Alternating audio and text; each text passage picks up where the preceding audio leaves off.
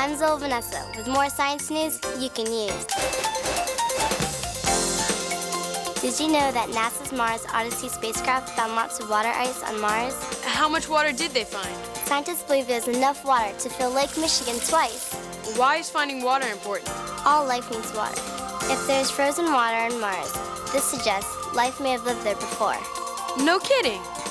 Water is important because people who travel to Mars will not have to take extra water, oxygen, or fuel for the trip back to Earth. I can understand how to get water to drink, but oxygen?